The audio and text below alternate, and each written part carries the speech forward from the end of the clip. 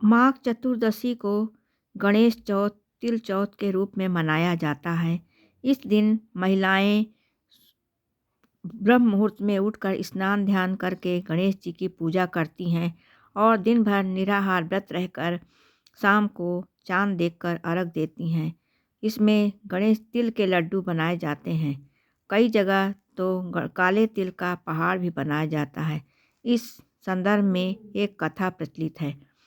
महाराजा हरिश्चंद्र बड़े प्रतापी राजा थे। उनके राज में कोई रोगी नहीं था, कोई अधर्मी नहीं था और किसी की अकाल मृत्यु नहीं होती थी। वह सत्यवादी राजा थे। उनकी राज में विश्वशर्मा नामक एक ब्राह्मण रहता था।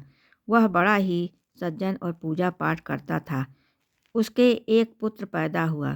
कुछ दिन बाद विश्वशर्मा की मृत्यु हो गई और उसकी पत्नी भीख मांगकर अपने पुत्र का लालन पालन करने लगी। वह गणेश चौथ का व्रत करती थी।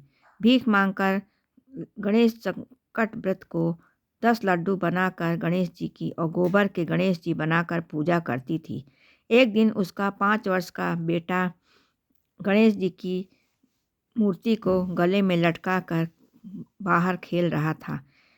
एक कुम्हार मिट्टी बनाने वाला उस बच्चे को पकड़कर अपने मिट्टी के बर्तनों के आँव में डाल दिया और रात में आकर चैन से सो गया।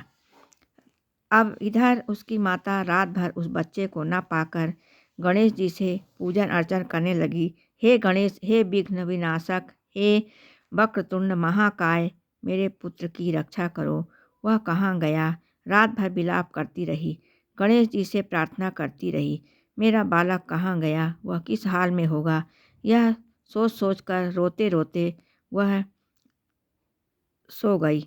सुबह जब कुम्हार उठा, देखा उसने सोचा कि मिट्टी के बर्तन पक गए होंगे। वह उनको खोलने के लिए बड़ी खुशी खुशी गया तो देखा तो दंग रह गया। वह बच्चा 5 वर्ष का बच्चा पानी में खेल रहा था। यह देखकर वह बहुत घबराया और बहुत परेशान हुआ। इधर उसकी माता रोते रोते उसका बुरा हाल था।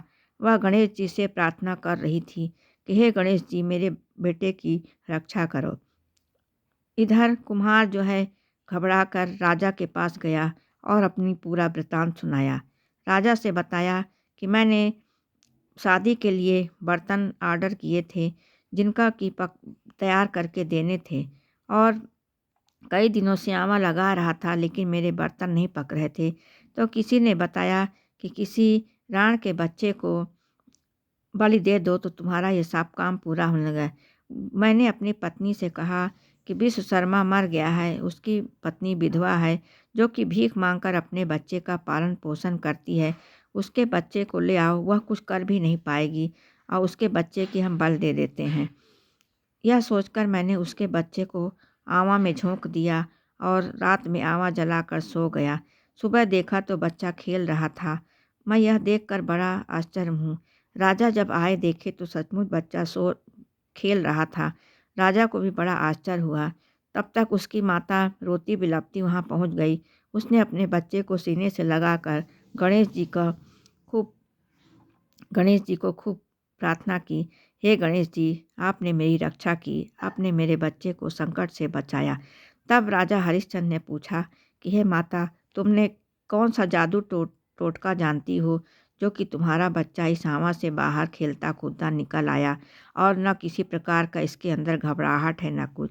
उसने बताया कि राजा, मैं कोई जादू टोना नहीं जानती, मैं संकट व्रत करती हूँ और गणेश जी की पूजा करती हूँ। वही मेरे विघ्नहर्ता हैं, वही मेरे सदा रक्षा करने वाले हैं और उन्होंने मेरे बच्चे को बचाया। तब राजा हरिश्चंद्र ने बताया कि आज के बाद सभी लोग संकट मोचन गणेश जी का व्रत करेंगे और सभी तिल के लड्डुओं से उनकी पूजा करेंगे। संकट गणेश विघ्न को हरने वाले हैं। जैसे उस ब्राह्मणी के बच्चे को गणेश जी ने बचाया है, उसी प्रकार सभी के पुत्र पौत्र और सबकी रक्षा होती है। यह कहानी सुनने के बाद गणेश पढ़ने वाले और सुनने वाले दोनों को गणेश जी की असीम कृपा होती है। यह कहानी सबको सुननी चाहिए। हे ब्राह्मणी, उसका पुत्र पौत्र प्राप्त हुआ।